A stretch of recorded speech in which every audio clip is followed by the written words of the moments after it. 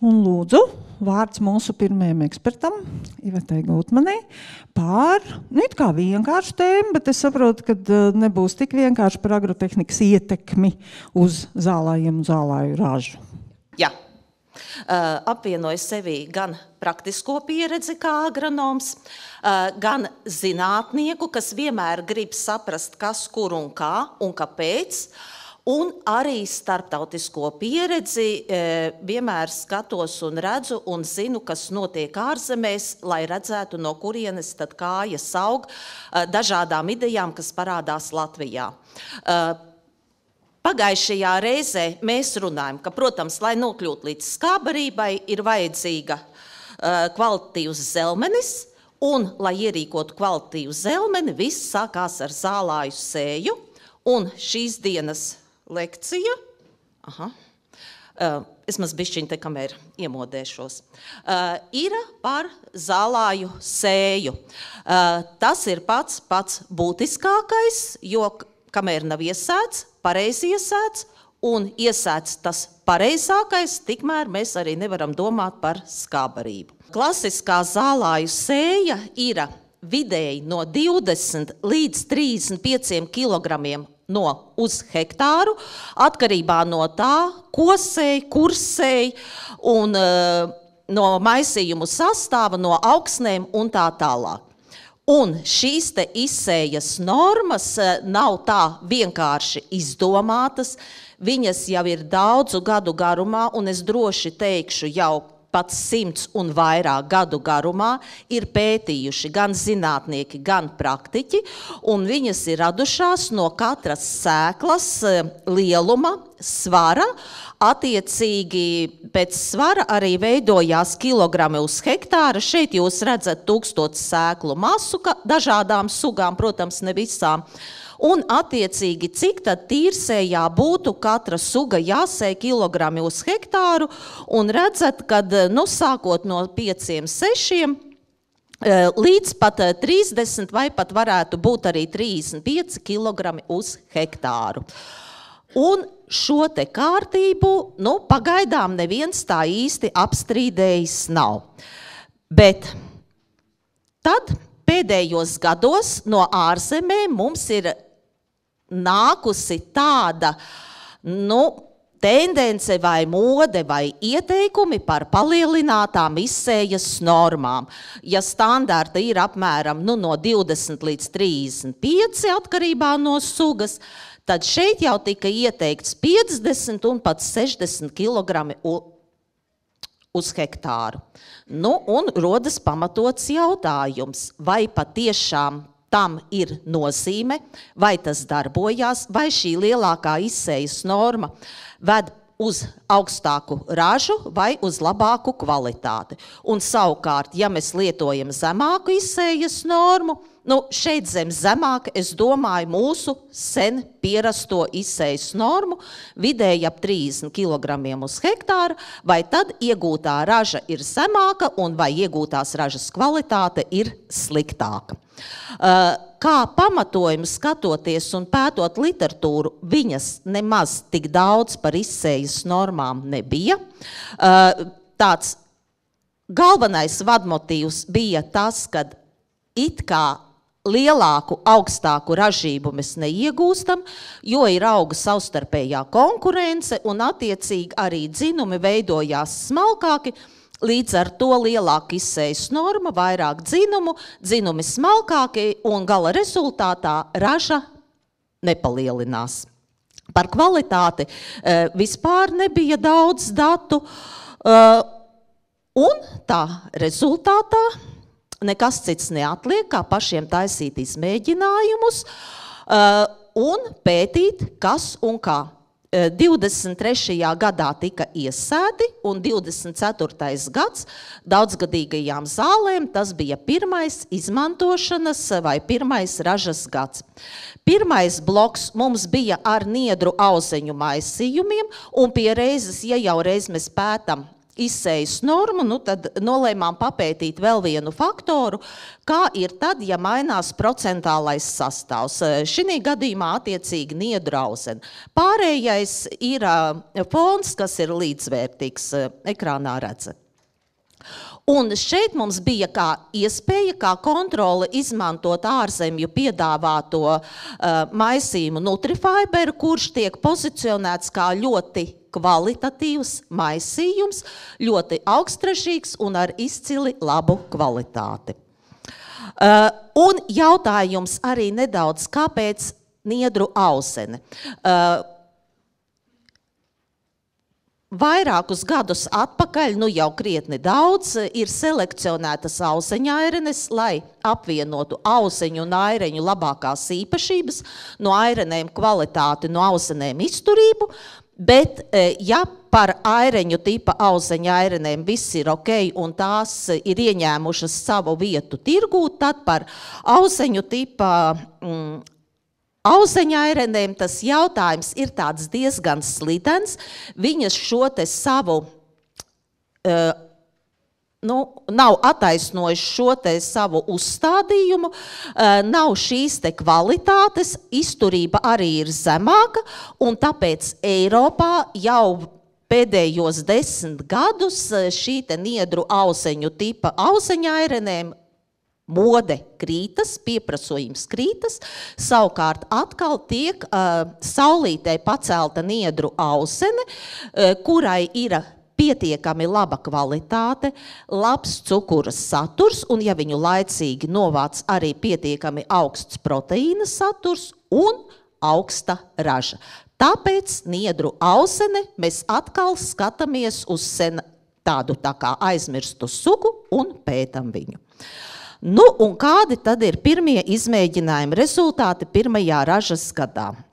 Kā mēs redzam, sausnas raža vidēji visā izmantošanas gadā nekādu skaidru likumsakarību redzēt mēs nevaram starp izsējas normām. Nav tā, ka palielinoties izsējas normai tiktu iegūta augstāka raža. Kontroles variants arī neuzrādīja būtiski augstāku ražu, bet ja mēs skatāmies uz niedru ausenes saturu maisījumā, tad šeit parādās tāda neliela likumsakarība, kad palielinoties niedru ausenes saturam maisījumā, pieaug arī maisījuma kopējā raža. Tas ir diezgan tāds loģisks rezultāts, jo niedru auzene ir viena no ražīgākajām stieberzālēm, un jo vairāk viņa ir iekļauta maisījumā, jo lielāka ir zelmeņa raža. Tālāk, ja skatāmies jau uz koprotīnu saturu.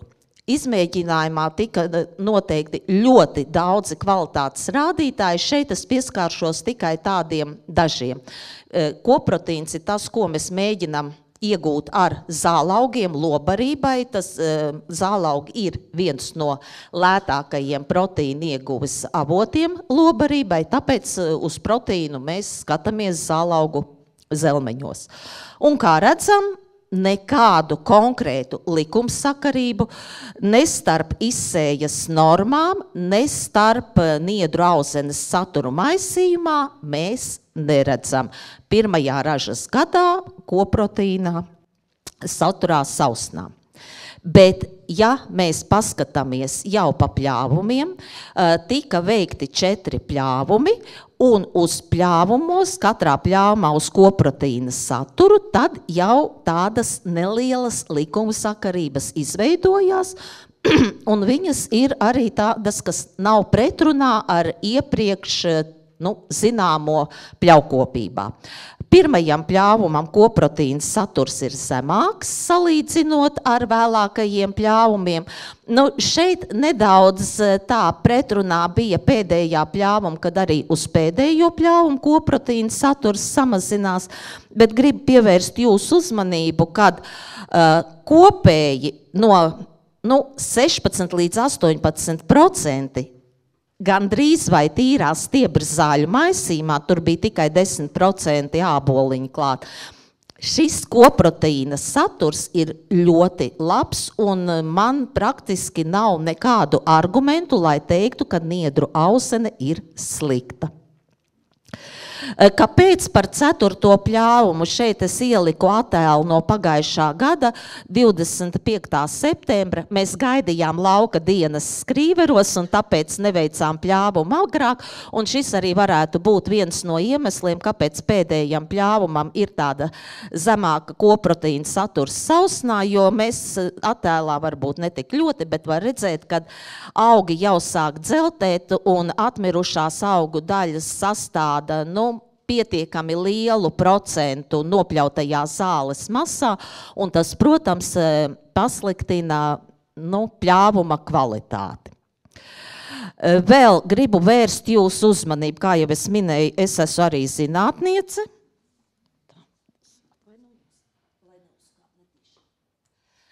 Lai neuzkāp netīšām virsū.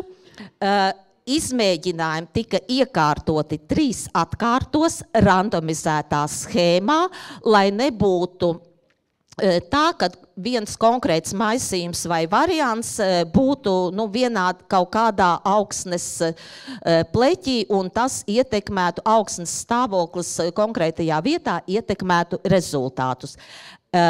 Rezultāti ir zinātniski pamatoti un ticami, viņiem arī ir veikta datu matemātiskā apstrāde. Šeit jūs redzat arī lucernas bloku, par ko es stāstīšu vēlāk. Tā, ko es izslēdzu. Kokšķiedra, NDF saturs sausnā.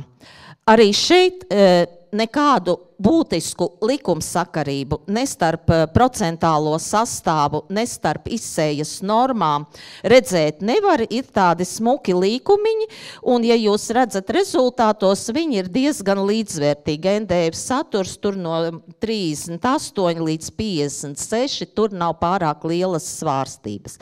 Bet, ja mēs paskatāmies uz NDF saturu jau pa pļāvumiem, tad šeit jau parādās zināmas likumsakarības. Pirmām kārtām NDF, protams, tā ir kokšķiedra, un uz vēlākajiem pļāvumiem kokšķiedras saturs pieaug. Otrs, te tā ļoti gribās kaut ko ieraudzīt, tad mēs varam ieraudzīt, kad palielinoties niedru auzenes saturam vēlākajos pļāvumos, nevis 1., bet 2., 3., 4., arī ir tendence NDF saturam pieaugt, tas arī ir diezgan loģiski. Tālāk no NDF ir arī aprēķinos veikts sausnas uzņemšana jeb apēdamība, un pa pļāvumiem mēs redzam apgriezti proporcionālu šo te tendenci, kad apēdamībai ir tieksme samazināties par pļāvumiem. Ja skatāmies uz sausnas sagremojamību, tad šeit nekādas likumsakarības mēs neredzam, ne starp izsējas normām, ne starp niedru auzenes procentālo īpatsvaru, arī starp pļāvumiem sagremojamībai, un sagremojamību mēs zinām, mēs aprēķinām no ADF, līdz ar to šo rādītāju es nemaz nerādu, arī ADF-am, skalotai kokšķiedrai, nav konstatētas tādas būtiskas savstarpējas sakarības. Un kā mēs redzam, arī kontroles variants neuzrāda īpaši labākus rādītājus, viņš ir uz viena līmeņa kokšķiedras rādītājs ar pārējiem izmēģinājuma variantiem. Vēl mēs stieberzālēs cukuri ir viens no tiem parametriem, kurus mēs meklējam stieberzālēs, un tika noteikts arī cukuru saturs. Diemžēl arī cukuru saturā. Saturs cukuru ir ļoti labs, ap 8%, te būtu grēks sūdzēties. Nekādas atšķirības starp variantiem, ne starp niedru auzenes procentālo sastāvu, ne starp izsējas normām, ne arī kontroles variantam ar pozicionēto īpaši augsto kvalitāti mēs neredzam. Un tādi īsi secinājumi par niedru auzenes maisījumu bloku. kad izsējas normas palielināšana nedod nekādu sausnas ražas pieaugumu. Palielinoties niedru auzenes saturam, bet šeit es ļoti gribu uzsvērt, tas ir pirmais zelmeņa izmantošanas gads. Izmēģinājumi turpināsies, kā būs nākamajā, to mēs redzēsim. Palielinoties niedru auzenes saturam maisījumā, pieaug arī maisījuma kopējā sausnas raža. Izsējas norma uz kvalitātes rādītājiem, nedeva būtisku ietekmi. Uz dažiem rādītājiem varēja novērot tendences, kuras es parādīju jums, bet lielāko ietekmi deva pļāvuma faktors.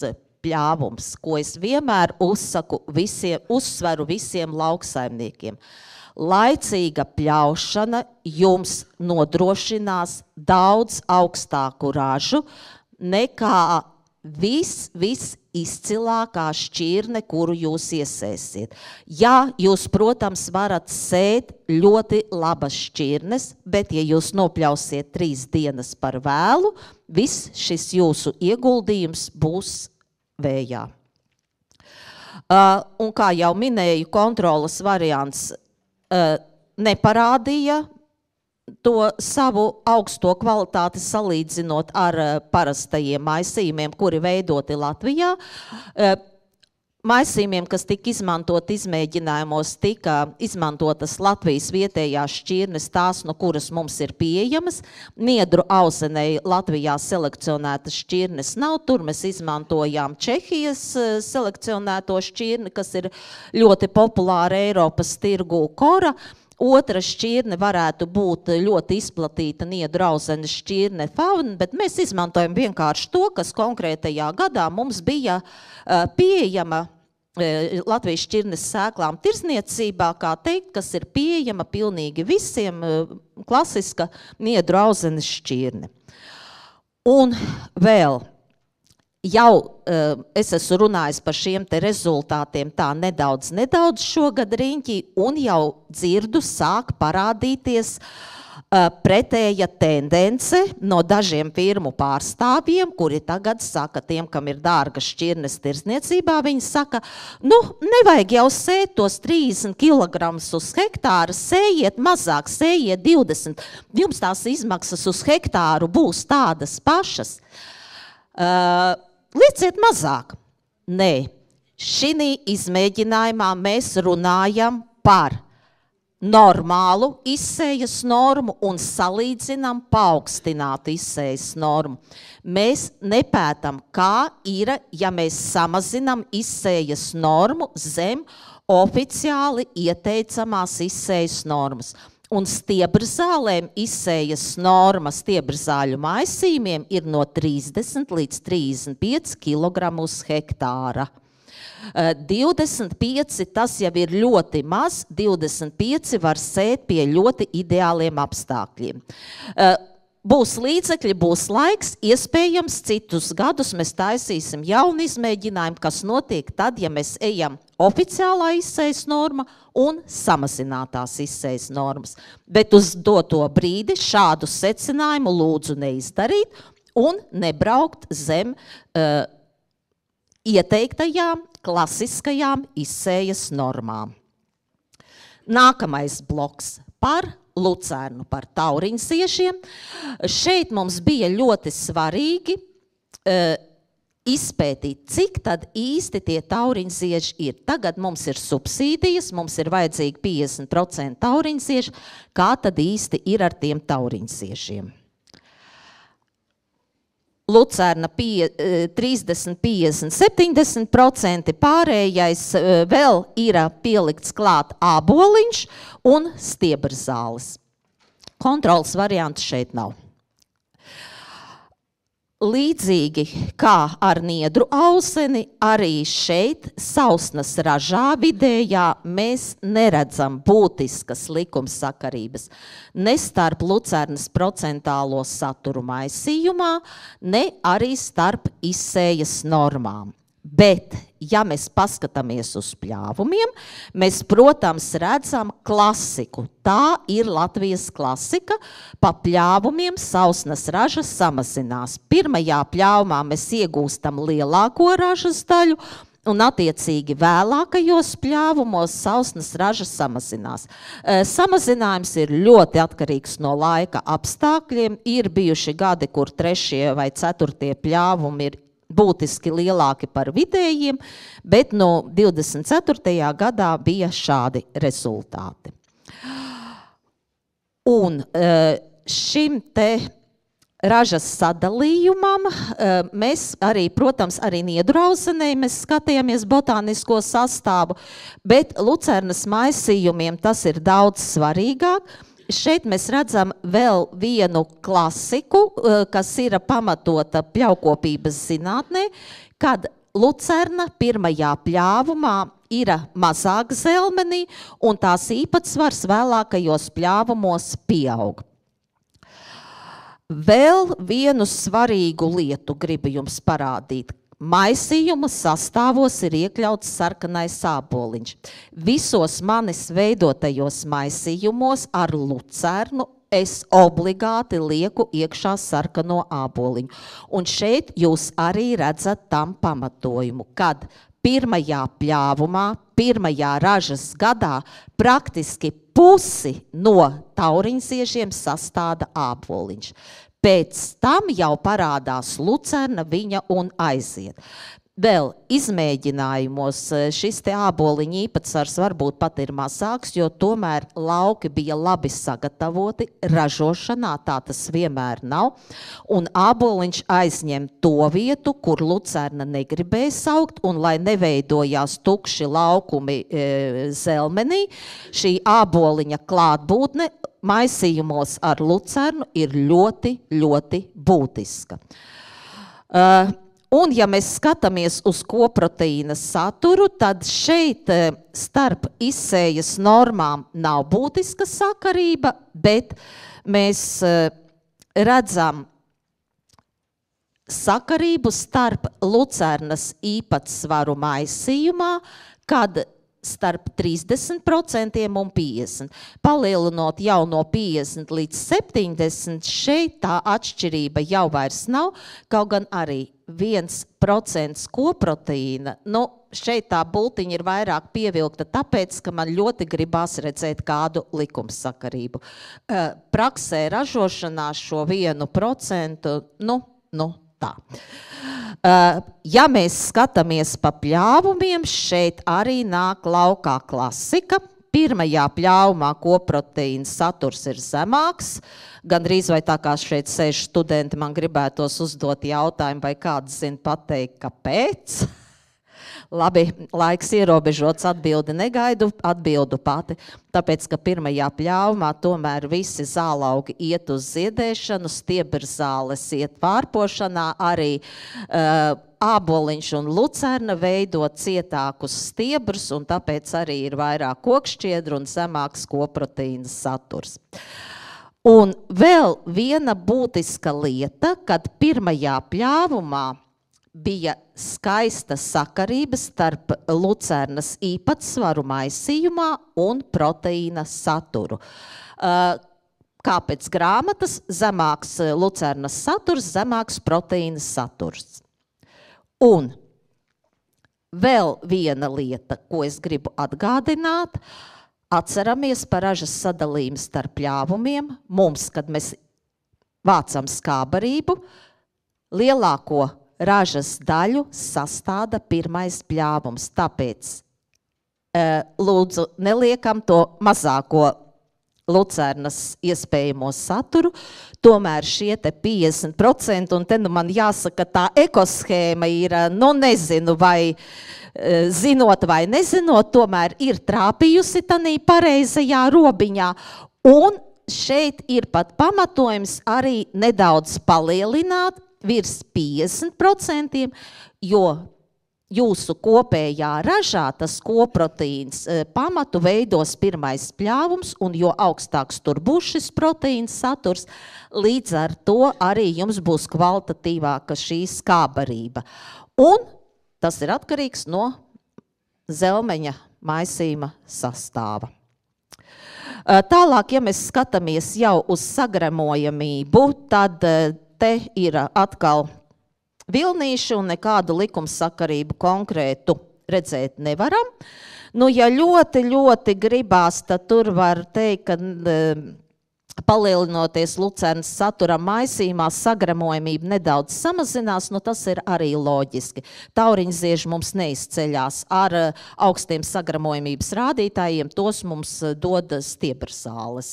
Bet, nu, kā jūs redzat, tas ir pāris ciparu starpībā. Tas ir vairāk tāpēc, ka man gribējās kaut ko tur ieraudzīt. Ja mēs skatāmies pa pļāvumiem, tad šeit starp lucernas procentālo saturu maisījumā mēs neredzam tādas konkrētas likumsakarības, bet ja mēs skatāmies vienkārši pa pļāvumiem, tad pirmajā pļāvumā sagremojamība ir zemāka salīdzinot ar vēlākajiem pļāvumiem. Nu, sagremojamība ir saistīta ar ADF, un tas, kad ADF vēlākajos pļāvumos ir augstāks, nu, tas arī nav nekāds brīnums, pat tas jau ir redzēts daudzos rezultātos, bet no to vēl arī varētu papētīt. Par apēdamību, kas ir arī saistīta ar NDF, nu, šeit starp procentālo īpatsvaru un apēdamību atkal likumsakarību būtisku nav. Ja ļoti gribās, tad mēs varam redzēt, kad pirmajā pļāvumā apēdamība ir augstāka nekā vēlākajos pļāvumos. Es ceru, ka Dieva es pareizi runāju par to apēdamību, nevis lietoju to sausnas uzņemšanu, jo te tur tā. Te kā nu kurš tur no zinātniekiem to klasificē. Un vēl, protams, arī pie pirmā pļāvuma un apēdamības mēs atkal atceramies par to, ka pirmajā pļāvumā botāniskajā sastāvā stiebrasāles bija pārsvarā, un tas ir diezgan loģiski, šie rezultāti. Oi, es būšu iekļausies laikā. Urā.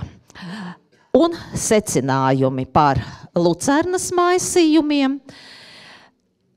Nu, jāsaka tā, ne lucernas saturs maisījumā, ne izsējas normas nenodrošināja būtisku sausnas ražas pieaugumu.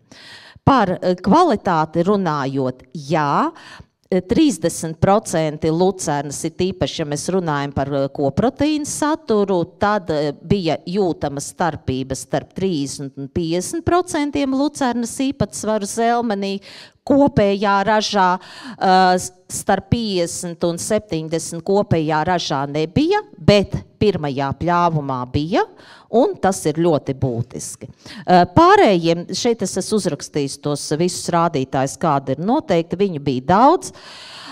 Tādas izteiktas likumsakarības neredzējām, bet, kā jau minēju, arī par niedru auseni, pļāvums, laicīgi veikts pļāvums. Kā jau minēju, 4 reizes pļāvām, tas nozīmē, ka pļāvumi tikta veikti laicīgi, nu, ja neskaita 4, lai noturētu lauka dienas. Un vēlreiz gribu atgādināt par izsējas normu. Šie izmēģinājumi nav pamats samazināt izsējas normu. Mēs lietojām 30 kg uz hektāru kā optimālo izsējas normu, pateikšu, kāpēc. Tāpēc, ka maisījumos iekļautā lucerna bija apstrādāta ar nitrogīnu. Ja sēklas ir apstrādātas ar nitrogīnu, tad tur praktiski tīra sēkla ir ap 65% un 35% ir nitrogīns. Tas nozīmē, jūs varat samazināt šo te izsējas normu, pārēķinot uz tīrām sēklām vēl par kādiem 35%. Ja jūs liksiet 20 kg uz hektāru vai 25 maisījumu, kurā ir 70% lucernu un viņi vēl ir apstrādāti ar nitrogīnu, rēķinieties ar retu zelmeni. Varbūt, ka beigsim šos izmēģinājumus, taisīsim tādus, tad jums būs nākamie dati. Bet pagaidām šie un atbilde uz pirmo mūsu uzstādīto jautājumu. vai izsējas norma, un šeit man gribētos viņu nedaudz pavariēt. Vai optimāla izsējas norma nodrošina zemāku ražību un sliktāku kvalitāti un paaugstināt izsējas norma augstāku ražu un labāku kvalitāti, tad atbilde ir viennozīmīgi nē. Paldies par uzmanību.